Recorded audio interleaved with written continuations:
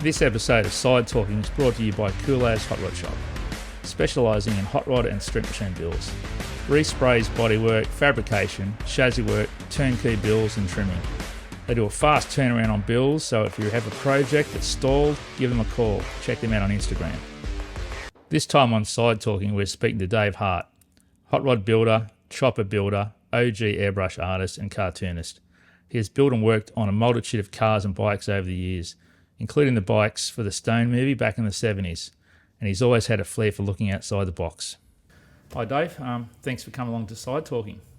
No problem. So we want to hear all about your story, right back to the beginning. The truth? The truth, not only the truth. Yeah, what I remember of it anyway. What you remember. So what got you involved in the whole car scene back in the day? I started off when I was a pre-teenager, back in the early 50s, or early 60s, sorry. Just getting models from the hobby store and building them up until I turned 16. And I'd left school and got a job, so I started looking around for hot rod part. Okay.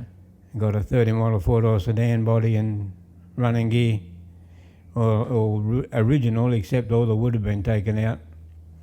So I thought it'd be a good project, but it was too big for me to handle. So I ended up getting another body and another chassis. Okay. That was my first car. And what were you working as then, a mechanic or something? Oh yeah, apprentice mechanic with the council. Yeah, okay. Which I completed my apprenticeship, then got a job elsewhere because I was a lousy mechanic. Right. Because it was all trucks and service, it wasn't general duties. So I give that a miss and got a job in a muffler shop eventually. And that was Des Leonard, wasn't it? Yeah, Des Leonard, the famous buddy. Yeah, he was famous. He had the Ram Charger, Plymouth. Yep. Yeah, that's right. And he'd make up, custom headers and things. And yeah. We'd be making a set of things for a drag car with the pipe full of sand to get the bends perfect. Yeah, okay. Even though they did like made headers and pipes and mufflers and things on site, it was just they wanted the best they could get was, had to be the same size inside and out and the same length and out through the fenders and things. So it's kind of cool. Yeah, especially with someone like he's pretty well known back in the day, wasn't he, in the race scene? Yeah, there was him and another bloke had the Ram Chargers. Yeah. And they did match race at Castlereagh. Because they didn't have that many. So that would have been Ash Marshall probably, wasn't it? Probably he had a go, a few things like that. I'm not sure which one went which way, but yeah, I'm sure the drag racing guys would know. And when you left there, you sort of started playing around doing a bit of art, or you sort of hooked up with Rick Pacy around that time? I got on to Rick Pacy. I wanted some pin lining done on my Model A. I had it painted candy tangerine and red metallic. Mm-hmm. And in panel painting, and I saw Terry Cook's Roadster with a black pin line, just no fill in, just straight black line. So I thought that is cool, not too loud.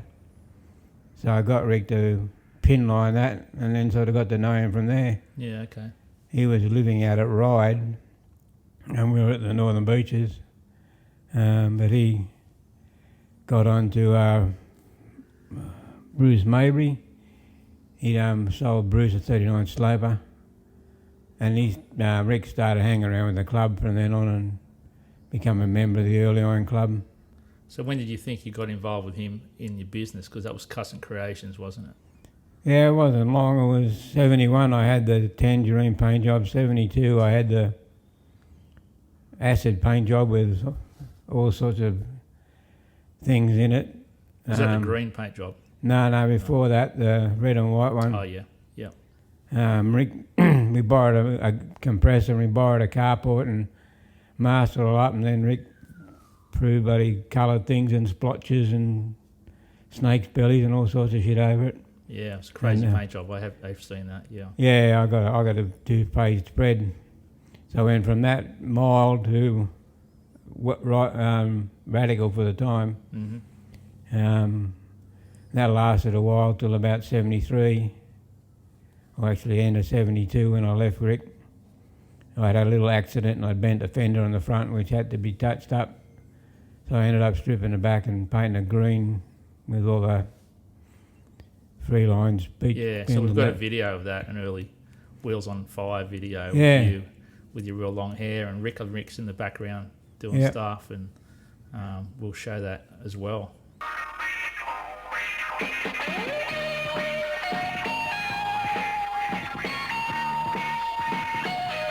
Two leading exponents with the spray gun are Rick Pacy and Dave Hart, who run a specialty paint shop at Manly Vale in Sydney. Their style of work reflects extremely lucid imagination.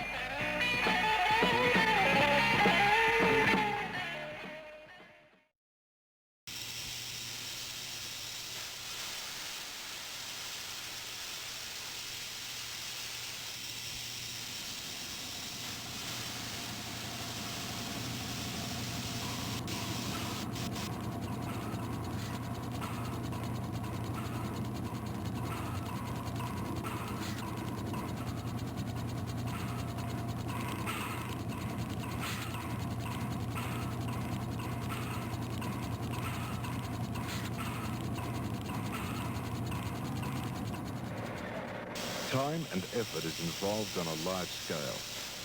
Some cars require 2 weeks or more attention, and painstaking care is needed to reach completion. But on reflection, anyone would have to agree it's worth the time taken.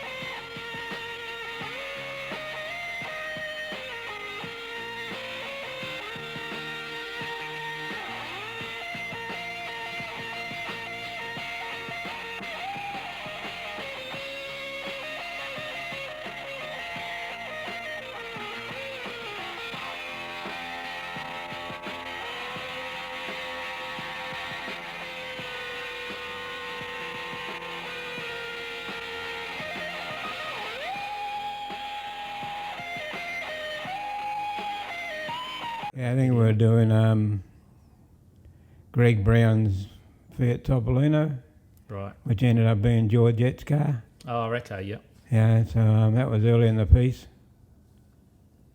We also did like a funny car for Chuck May, a couple of motorbikes for the local Finks, and one occasion we did the opportunity to do a bike tank and that for one of the Hells Angels from South Sydney. Yeah, okay.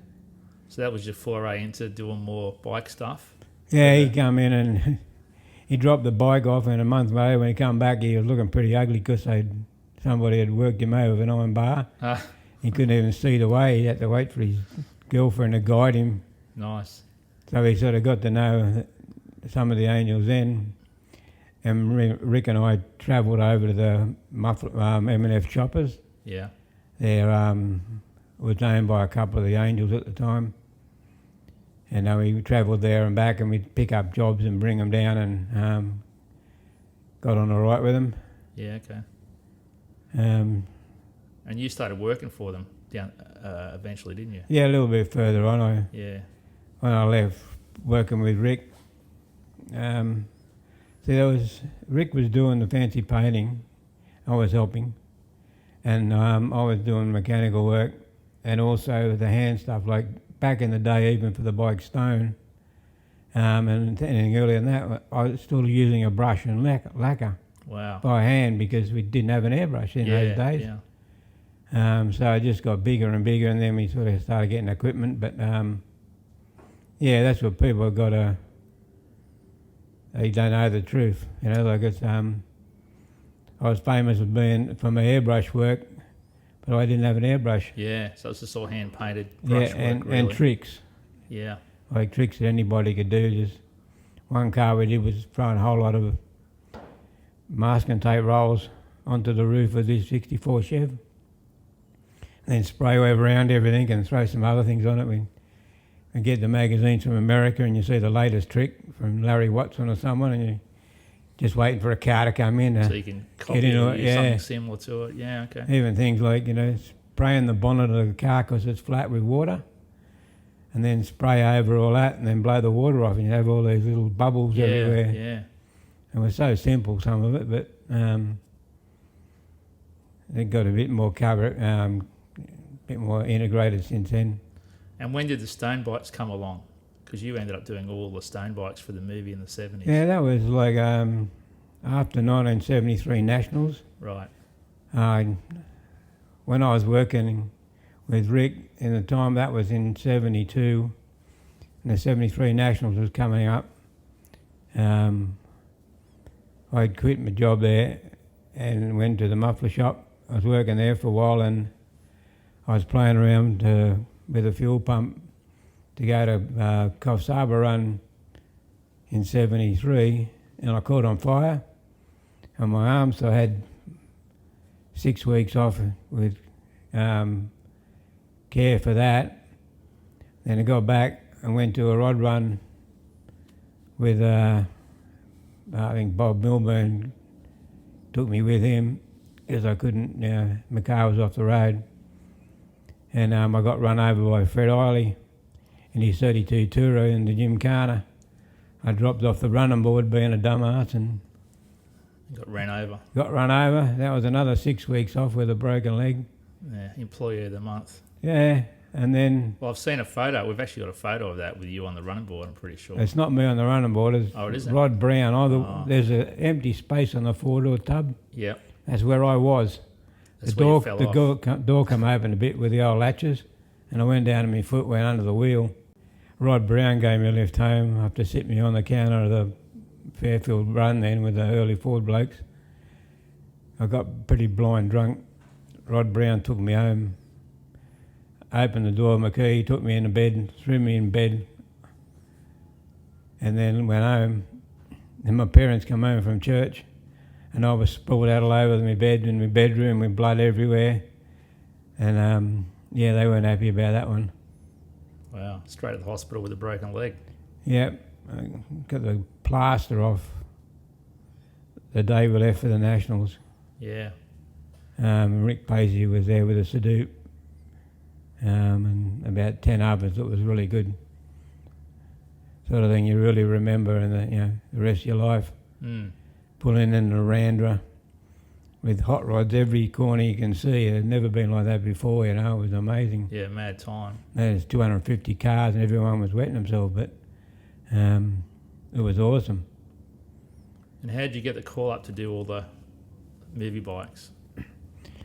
I got the job with the Angels come about because they had got the contract to do the 15 bikes for the movie, but when it come down to very close to the end, they didn't have anybody who could do. They didn't have anyone who could do the artwork for each character. Had an artwork thing on the tank, and had to be 15 different bikes with 15 different personalised tanks. So they rang up and said, "You interested?" And I said, "Okay." I'd just gone back to work again, so I quit. Yeah. And started working for them for 2 weeks in a little garage in Redfern somewhere with a borrowed compressor and a touch-up gun and a bunch of paintbrushes. And so you had to smash it out in a couple of weeks, all the bikes? Yeah, they were bringing container boxes in, brand new Kawasaki 900 boxes with new tank and fenders and stuff, and be rubbing all that off and priming it one day. Next day it would be coloured up in the morning, and in the evening put a bit of fancy stuff on, and then go back the next morning do the artwork and then the clear. Wow. And they'd be coming around and be blokes standing at the door going, Where are they? Where are they? Come So on. you had to paint all the base colour and everything on those, did you? Yeah, change the colours. They wanted the helmets. Some of the girls had painted headlights together, but I talked them out of that into just having flat black because no real bikie gang would have floral, pattern on your helmet. It had to be. Plus, they couldn't see the face of the person riding the bike, Okay. so they could be the stuntman in there. It wouldn't matter. So that happened there, and after the movie bikes were finished, Angels just sort of said, "Be interested in, come and working over at M&F Choppers," which was in Waverley, and I lived in DY. Okay. So I had a 40 minute trip to work every morning and back across through the city, and I'd go down and watch them filming the rest of the movie. Okay. And that was pretty good. I'd go to the commissary and eat their food and drink their beer. Sometimes I'd get too drunk and I'd park my 56 Chev down a side street and just go to bed in the back, get up in the morning and go into the bike shop because, it was a 2-story tenement type shop. Yeah. And the rubbing down spot was just the old shower out of the bathroom. So you just had a shower and put the same clothes back on. And We've got some good photos of you at that period. yeah, With your long hair, and so they're pretty good to work for back in the day. yeah, 90% of them, Yeah. they were, they was friendly. They were friendly, Yeah. all except one bloke. He, a couple of years later, when I decided to leave because I wasn't getting enough money, the manager at the shop then, Mac, he threatened to break my fingers. And then You need those to do the artwork though. yeah, luckily, one of the blokes that I hung out with, he was an older bloke. He was a sort of a friend of mine out of the bunch, and he said, "Don't worry about that. He won't do nothing. I'll look after you." Yeah. Okay. Yeah, okay. That's cool. Yeah, well, he was lethal. He was a black belt karate instructor. So you would have pumped out a lot of bikes, I suppose. After the movie, everyone wanted their bikes done like the Stone movie, wouldn't they? Yeah, well, it got to be quite annoying because they'd bring their bike in and they just said, "Well, I'll do something different, whatever you like," and you're doing something different every day. It gets pretty hard. It's hard to get a new idea. And we're doing we must have done 60 or 70 Kawasaki 900s, Wow. and plus the Hondas and and the Pommy bikes and that. So the other sideline of that is I ended up doing a whole lot of bikes for the Angels because they had the skull and the feathers on the bow side of their bikes, Yeah. a deaf head, but I changed it around a bit and the skull got bigger jaw and more alien looking, and that became a popular trend. So they'd come up and I'd paint it on that bike and send them back again. That was pretty good at the time. So you're there for a couple of years, obviously.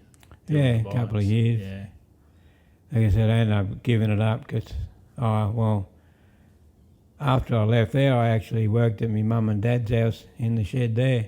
Okay. And I'd go over and pick 7 or 8 sets of tins, bring them back and paint them all up and take them over to the shop and get some money sometimes. And the other thing is I had a sideline doing surfboards Right. for the local Northern Beaches type famous people, Nat Young and Kyle Smith, Mark Richards from Newcastle. That was just a different sideline. But I ended up working in the panel shop. Right. After the working at the bike shop, you were Yeah, panel shop. needed a steady job. Had a missus and a family then, a couple of kids, older kids, but yeah, so I needed a steady job. Luckily, the guy who owned the shop let me work on custom work, and I ended up doing a Dream Warrior van while I was there, which is a full custom panel van at the time with 360-degree murals, and did everything, did the base colours, did the panel beating, did the fender flares, did the window changes, did the headlight changes. So it was pretty big at the time. Yeah, it was the big van scene back then, wasn't it, really? Yeah, and then back then they'd give free trips to America, the winners, and money and all that sort of stuff. But he got there about a month too late. You know, the factory panel vans had a big displays and that, and trying to suck in the panel van crowd to buy their panel vans. But they started pulling money out because it'd run its course. The fad was sort of nearly over by then. Yeah. Yeah, So, building a $50,000 van and, $500 prize or something, Yeah.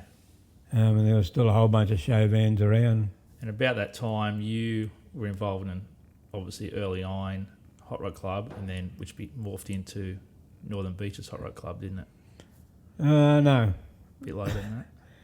Yeah, the early Iron Club started up because Northern Beaches was the local club, but they were mostly older guys. Right. And we and it was, even in about 78 when the early Iron Club was starting, they were pretty much ran their course in the Northern Beaches. They started in 63. Mm-hmm. But people like Rolly Hewish, Kevin Monk, John Zammett, they'd moved on to the early Ford Club because people realised in the old days for the shows, you had to be in a club to put your car in the show. Yeah, okay. So a lot of these blokes, our Northern Beaches Club had Rolly Hewish's show cars, John Zammett's show car, and as a party, 32 Candy Apple Red show car, which are all big time winners in their day. And when did you get into doing like customers' cars? What around that sort of style? Like, who was the first full-on customer job that you did?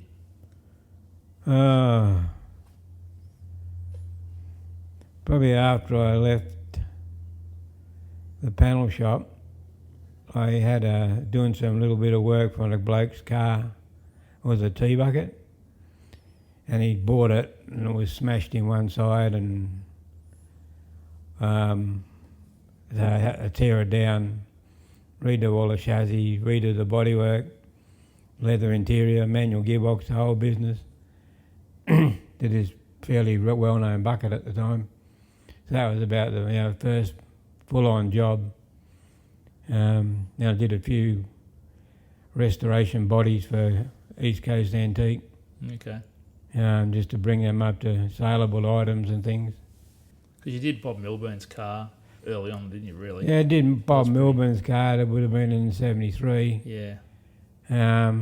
He'd rebuilt his little roadster pickup, and it was blue, and it sort of didn't do any good in the show.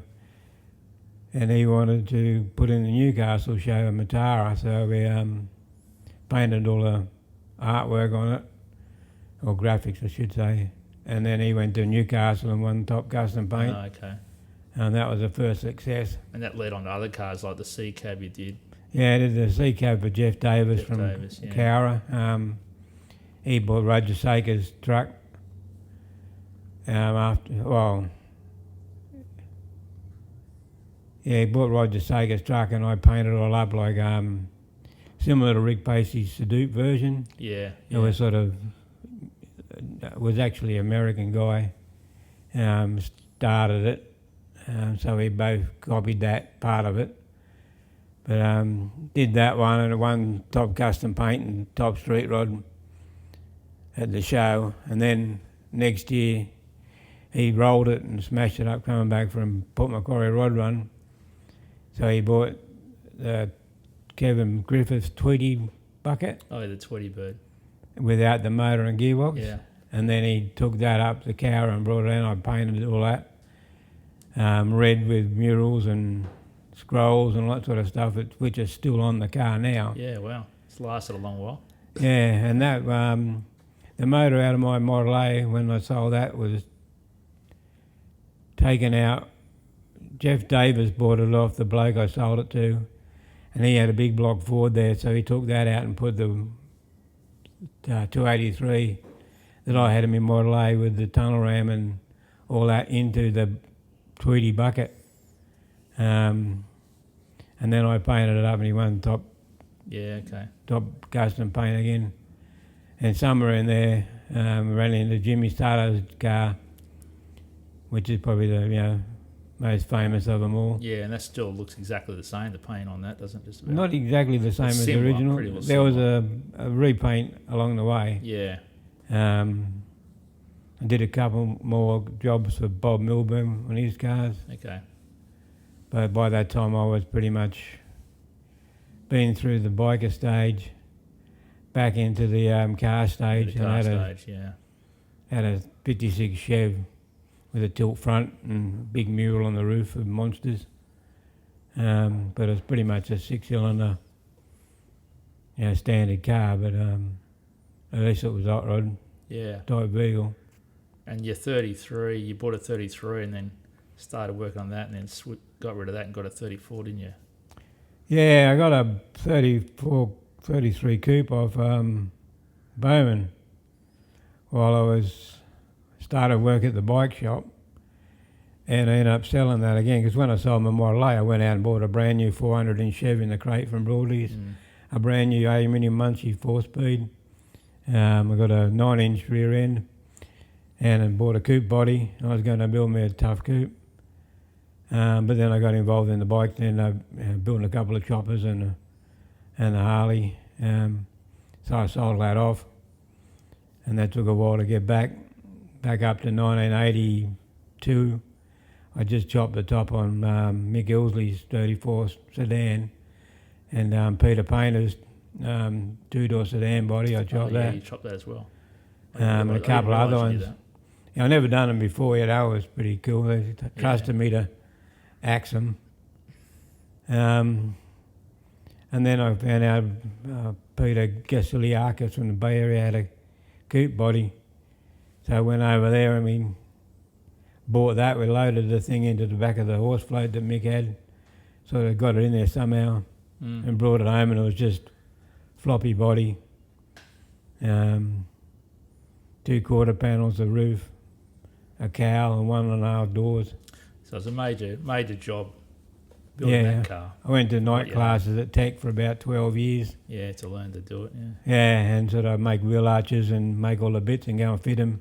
And that was a pretty radical car, when it hit the road, wasn't it, in its first Yeah, incarnation? so at the same time as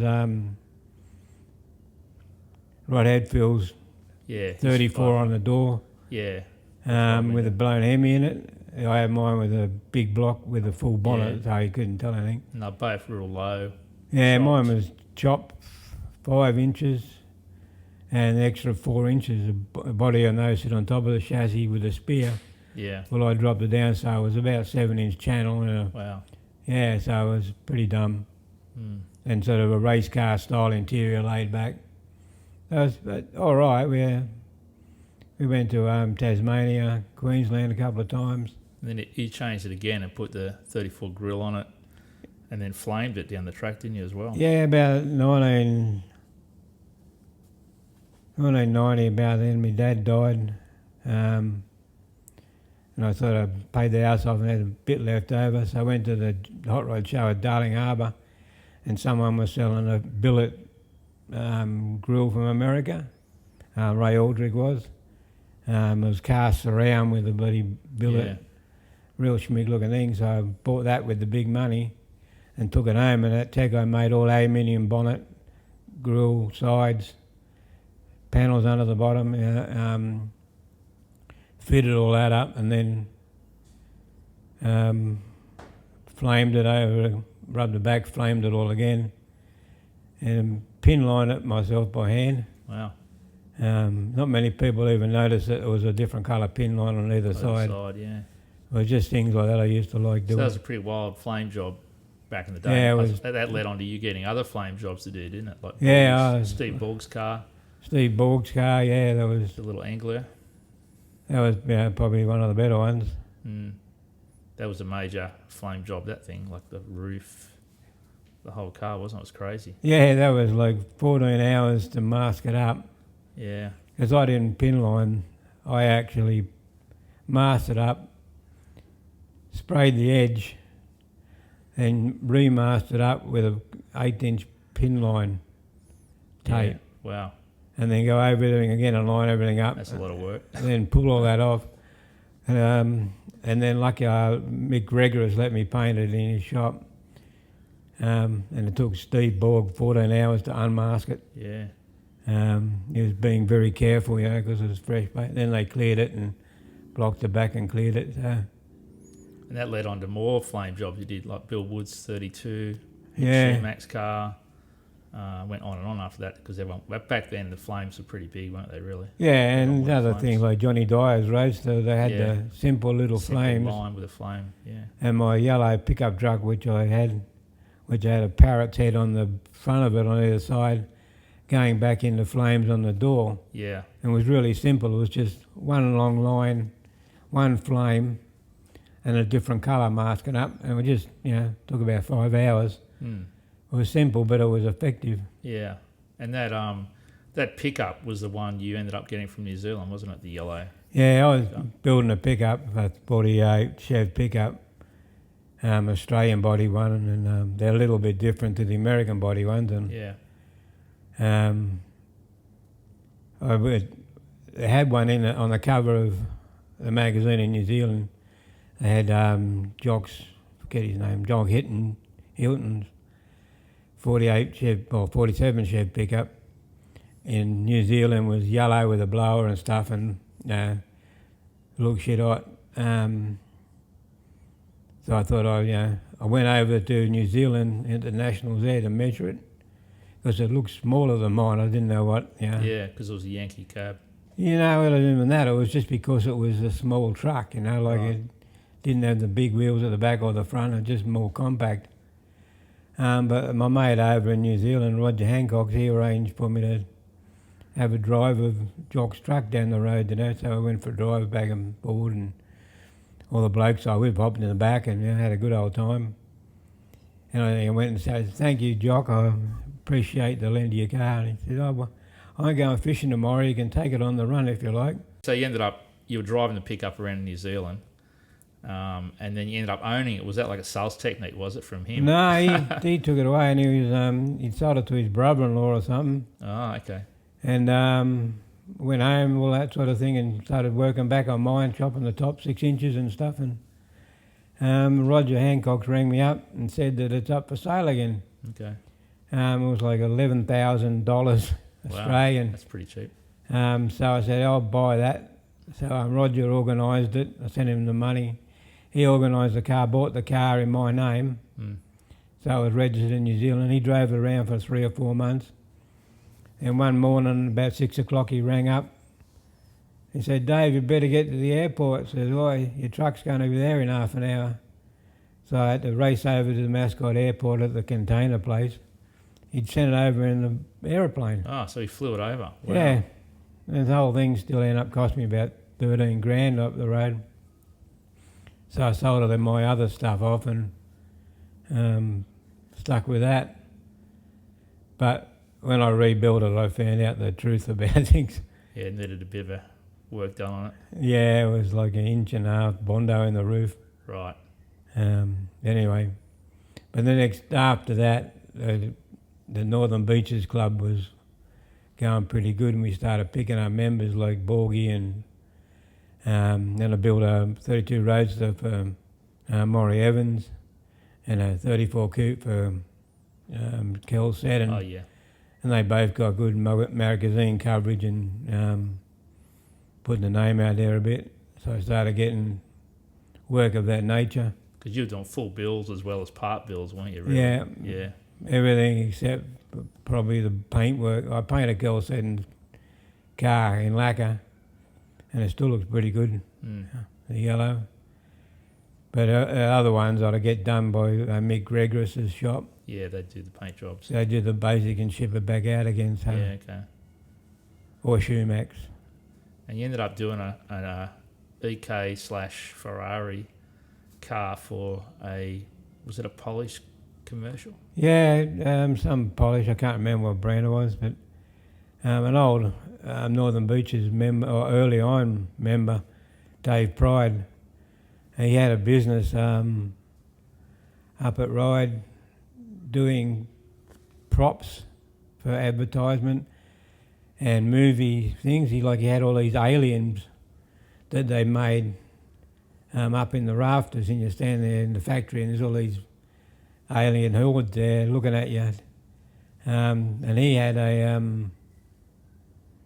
he'd got a contract to make a car for a polish commercial by, the thing was, if you use this polish, it'll turn your car into looking like a Ferrari. So it had me cut a FB Holden in half and model the front down and paint it all up, and I was sitting on a couple of stands just for the ad, and that was another 2-week wonder. So you had to mould the Ferrari into the EK, basically. We got some parts off a silica Ferrari kit that was around at the time. Okay. And I had to hire a bloody Ferrari badge to stick in the bonnet, and hire the guys who lent them his wheels.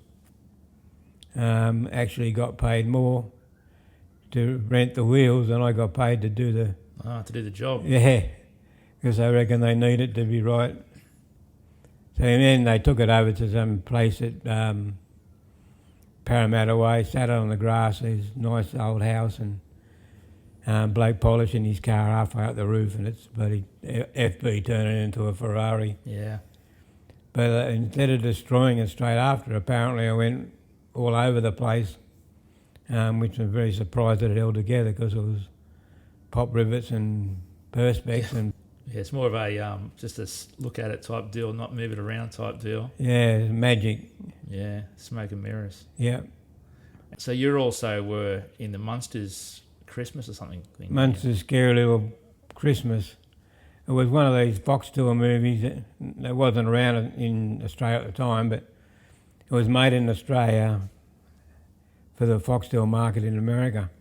Okay. And it was the Munsters family Christmas, and I got to go over there, and first of all, Kevin Banks had a black tea bucket with fenders on it, so I talked him into lending me that for a couple of days shooting, and I hung brass lights off the front and a seat up off the back, and made it look as much like the Munsters coach as I could.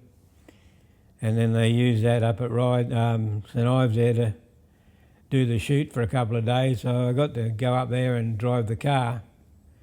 And when I drive the car and move it, it means I had to sit on the driver's side with Herman Munster in the other side, and I had to wear all black and black mask so that I couldn't be seen, because Herman was supposed to be driving with a fake steering wheel.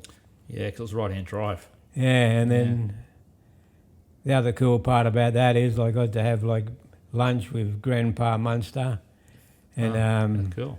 and his missus, and then sitting there opposite Herman, you're trying to eat your cornflakes or something. Just mad. It's crazy. And then you also did, as well as doing the artwork on the cars, you did heaps of artwork on posters and calendars and all different airbrush stuff over the years as well for different people. You did a lot of the calendars for Valor. Yeah, the Federation. Yeah. Did 3 or 4 ones, and the last one I think got censored. Right. Because I was a bit bloody cheeky. And as well as that, you've done that drag racing poster for. Yeah, I done the drag racing poster. I actually did a for Wheels on Fire. We were in that was 73. Yeah. And there was actually a proposal I drew up for the new drag strip. Okay. Which I think comes in the movie. Yeah. And I did another bike movie called The Sidecar Boys, where I took a chopper to Bathurst for the bike weekend. Took one from the shop and got to ride around Mount Panorama on a bloody chopper. Did a couple of other movie things, which are always good fun. Yeah. And which was the drag poster I was speaking about? That was the one that got auctioned for big money. Oh, that was later in the year. That was later on, but... Yeah, that was just about 2000 before we moved up here. And I got asked by Bob Honeybrook and Dennis Walford if I'd do a poster. They wanted a poster with 6 or 7 Top Fuel dragsters. They gave me all the pictures of the dragsters they wanted and that. So I just did a colour pencil poster about 2 foot by 1 foot. So you had Cowan and Raposado. Yeah, Cowan and Raposado and all that, but on the night they had auctioned off the artwork, and I'd got like $1,200 US because I was going to America in a month's time. And yeah, okay. they got me to stand there and hold the bloody mounted poster while the auction was on. And it got to 10 grand, 15 grand, 18 grand. Wow. And I'm standing there shaking, and they got the $34,000. Jeez. And I'm, couldn't believe it. And that was Graham Cowan and Sano Raposado got into a bidding war. A bidding war, yep. And obviously Graham Cowan was going to win it. Yeah, he wanted it right or wrong. Yeah. He could have had it for $1,200. I still got one somewhere. Have you? And it was on mugs and it was on Yeah. things, all the promotional stuff. Yeah. Which was good in a way because the $34,000 meant that they made money on the night. Yeah, okay. So they didn't, take it out of their personal thing for, organising it. Mm. I think they do it every 10 years or something, I don't know.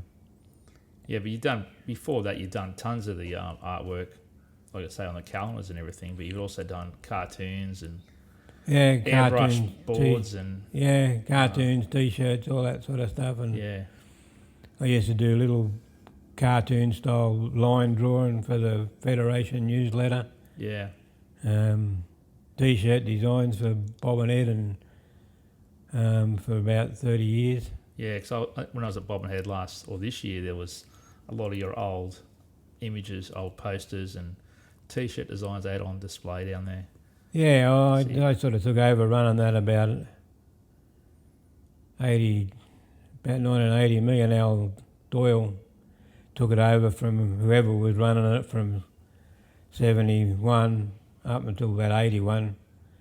And they were going to abandon it because it rained that bad that year. Mm. So we took it over and every year we'd lose money. So I started, about 1990, I started doing T-shirts. So I worked it out that a pre-enter, you get a T-shirt for nothing and you get in for the day. But once we sold like half the T-shirt money, you'd pay for the event. Right. So we ended up breaking even before the Bob and Ed run, and anything after that was profit. Yeah, okay. So that went on for about 20-something years. Blokes all built the trophies themselves and all that stuff. Good club participation back then. And you're still doing artwork all the time, and you actually redid the anniversary bikes for the Stone movie, didn't you? Yeah, there was 6 of those. They were BMWs at that stage. BMW sponsored them, and the same thing again. They had 6 of the characters, the main ones. From the original movie. From the original movie, do that. And then those bikes are still around. Right. They didn't put the other one, they sold them off after the big run. And was that was the big anniversary ride they had? Yeah, somewhere between 10 and 20,000, depends who you talk to. I had my yellow pickup at that stage and was up at the Hornsby start there, the freeway, the old toll gates, and I just parked there, the little yellow pickup in about a sea of black bikers. Wow. And then the run was up to the other side of Newcastle, so they all left, and by the time they got to the tug return off, somebody bumped into somebody and knocked over about I remember that. a dozen bikes. And at least you would have stood out in the yellow pickup. Yeah, well, I nearly stood out real good because I come over the hill just under the Cobbs Road sign, and then I started seeing bloody red lights everywhere. So I'm hammering on the brakes, because I'm in the fast lane. I was doing about 150 Ks. All the blokes are in the middle lanes. So there's a bloke there who'd been falling off the bike, and he was all bloody and stuff. And I said, "You all right, mate?" "Oh, yeah, I'm all right." I said, "You going to ride your bike up there?" He said, "It's not my bike. I was on the back. I can't ride a bike." So I rode the bike up to where the police and ambulance were, come back and got the truck. Yeah. And I went down and the police waved me across the freeway onto the other side and back. Did you go back home? Nah, I went to the run. Oh, okay. I was flat out on that truck for, like 20, 30 Ks, waving at everybody because nobody else was coming past. And then we'd have a big party out there with band and everything. It was good. Yeah, okay. And so I had my Model A in the first one, a yellow picket in the second one. Yeah, so you've been in both movies. Yeah. Both Stone sort of things. So. And the black one is in the other one out, the Vietnam veterans had. Yeah, okay. And when you, with the coupe, you ended up swapping the body on that to a Tourer body, didn't you, with someone? Kenny Matthews. Kenny Matthews, that's right. He wanted I was going to sell. I didn't get any decent offers, and Kenny Matthews wanted it. So I told him I'd swap him for a Pete Osborne fiberglass Tourer body for the coupe body. And we organised that. And I was supposed to take my yellow pickup to Tasmania for the run. But I ended up, didn't finish it, so he took the coupe, chopped channel coupe. We had me and the missus. All the way to Tasmania. All the way to Tasmania and back. We had clothes stuck in the upholstery panels. Like you have Monday's clothes, Tuesday's clothes, but he'd change them over and put them in there stinky. And when we got back from Tasmania, I rang up Kenny Matthews and said, I'm going to pull that body off if you're still interested, because he'd already delivered the Tourer body. And I started hacking into it, and by the time we got up the next day, he had the body sitting on the ground, and he laid it on a truck and ready to go. Away she went. It was a pretty crazy Tourer, wasn't it? Some of the stuff you had on it. You had the floating steering column, the no dash thing. Yeah, all stuff which probably, ever ahead of its time and behind its time, I don't know. Yeah, wild car in the day. Yeah, but everybody was out of that stuff. You go to a rod run, you got a wild Tourer, and the top Tourer at the rod run will be a black 36 or something, Yeah. So I sort of missed the boat probably on. Well, it was a good car, rode well, they both rode well. Yeah, and it's still around. And then Kenny ended up turning your coupe into a purple coupe. Purple coupe, I flamed the first time. Which he flamed again. So then he had an accident, then he flamed it again, and that paint started peeling off because there's so much paint. So thick, yeah. So he had to paint it again. Wow. And sold it to somebody in Blacktown. So yeah, so it's still around the place. Allegedly, never been seen or heard of. And the Tourer's in Phillip Island. Yeah, so it's still around as well. Yeah, and it's not basically modified. It's well looked after, I think, right for that. And your wife Rose's 53 Chevy, that was another one which you bought and then chopped and flamed and... Yeah. I'd pulled the motor out of my yellow pickup truck because I built a new stout motor. So I had a motor, I was trying to sell it at the swap meet at Rockdale there someday. And there was Terry Cook's 53 sedan with less motor and box for sale. So got that and we took that off Terry and put it in the yellow truck. Yeah, okay. I mean, in the 53 Chev. And she drove that she did 250,000 miles. Wow. I used to sit on the freeway all the time. Yeah, the cops used to wave at her because they see her so regularly and Yeah. doing nothing probably. Yeah. But the roof, I had rust in the drip rails of the Chev, so I drilled them all out, took the drip rails off, had them sandblasted, powder coated, and pop riveted them back on. I thought, while I got the roof off, may as well keep going. So I chopped it while I was driving it still. Yeah, Drove a couple of miles to the house. So you drive home with one door down there and another door at home, and that worked out a really pretty easy job with a 4-door. So yeah, you chopped it then, did the mad flame job, and she still drove it for years, and then he eventually sold it off. Yeah. And it's still around, looks exactly the same. Yeah, it's a bloke at Parks. Yeah, it's out Parks. He does a lot of photographing, and some of the photos will be really nice. Once again, it's good to see that it hasn't, fallen apart or been changed. Yeah, and then your newest projects are your Model A roadster pickup. Yeah, that was sort of And the Comma truck. I sort of come a truck that was up at Yamba about 7 years ago now, and thought that's pretty cool. Mm. And then I found out that Cliff Carter had a comma body. So I rang him up and bought it over the phone, and it took another 6 months till we got home. And then I built a chassis for it and mid-mounted the buddy, a V8 that I'd won in Queensland in it, and done all the body work, and it's just sitting at home now.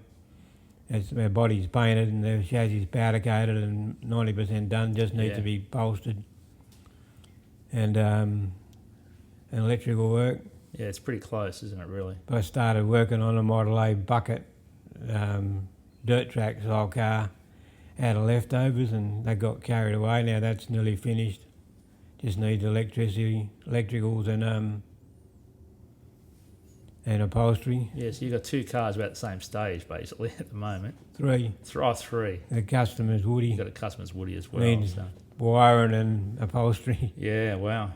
Yeah. Yeah. Well, the Comma and the Model A, they're going to look pretty cool when they're finished, and they're, like you say, they're pretty close. Yeah, the Model A will be a donut derelicts type job. Yeah. Probably won't get off the south coast, north coast, I mean. Yeah. Very often.